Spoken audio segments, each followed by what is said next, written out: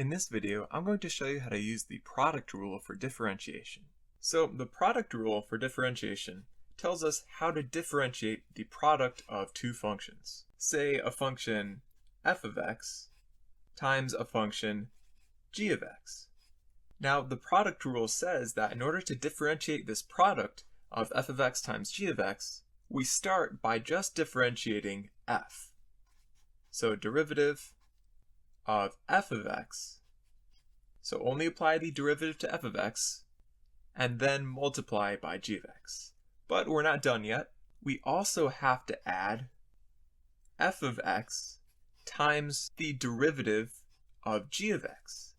So we're differentiating each of the functions a single time. But we're differentiating the functions in separate terms and then adding them together. So let's go ahead and apply this product rule to compute an actual derivative. Here we want to compute the derivative of x times sine of x. So here are two functions. One function is just x, and the other function is sine of x, and these two functions are being multiplied together. So that means we can use the product rule and express the derivative as follows. The derivative of the first function in the product, which is just x, that times sine of x, and then plus the first function, x, times the derivative of the second function, sine of x.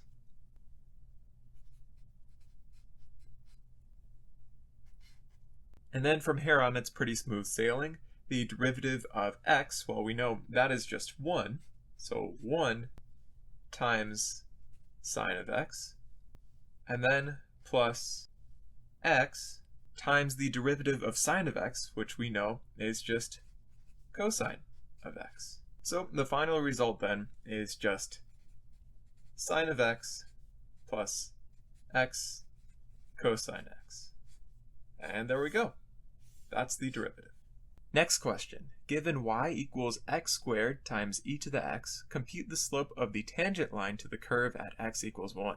Okay, so this question's a bit more wordy, but it's still just asking for the derivative. The slope of the tangent line is just the derivative.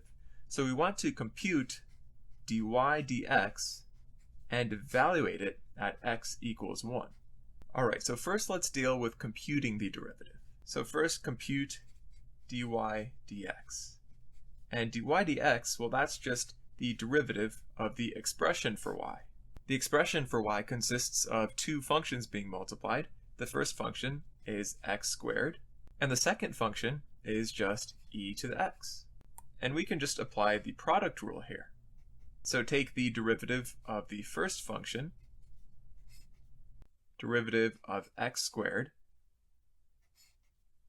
multiply the result by the second function, e to the x, then add another term in which this time it's not the first function, but the second function that is differentiated. So x squared d over dx of e to the x. So now let's go ahead and compute the derivatives here. Using the power rule, the derivative of x squared, just bring down the exponent 2, and then reduce the exponent by 1. 2 minus 1 is just 1. X to the first, we just write x. So 2x times e to the x, and then plus x squared times the derivative of the exponential function, e to the x, and that just stays the same when it's differentiated, so we still just have e to the x. And why don't we go ahead and factor the result so it's nice and clean. So we see that there's an x e to the x in both of these terms, so let's put that outside of some parentheses, times x e to the x. And what is the leftovers? Well, there's a 2 from the first term, 2 plus, and then from the second term, there's just an x. Okay, so we're really close, but we're not quite done yet because we still have to sub in x equals 1. We want to find the derivative at x equals 1. So dy over dx at x equals 1 is equal to, let's just copy it down from here, substituting in 1 for x in all these places. So there's 2 plus 1 times 1 times e to the power of 1. And we can simplify this a lot. 2 plus 1 is just 3, and then times 1 is still just 3, so we've got a 3 as a coefficient. And then e to the first power, well, that's just e. So there we go, 3e. That is the slope of the tangent line to the curve at x equals 1.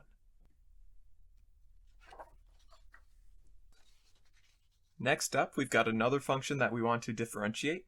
We're given that the function p of x is defined by x times natural log of x times cosine x, and we want to compute the derivative p prime of x. So we know how to use the product rule to differentiate when we have a product of two functions, but here we have three functions. We have x, natural log of x, and cosine of x that are all in the product.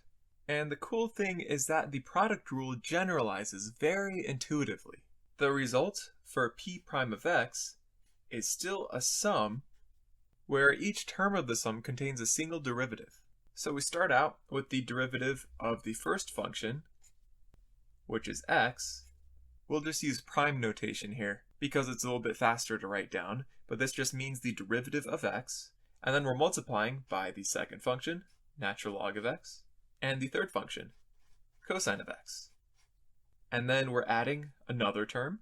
This time, it's not the first function, but it's the second function, which is differentiated. The second function being that natural log of x, and then still multiplying by the third function, cosine of x, afterwards. And then in the third and final term, we still have an x and a natural log of x, and this time the third function, cosine, is the one that's differentiated. So let's go ahead and compute these derivatives. First, we've got the derivative of x. That's an easy one. That's just 1.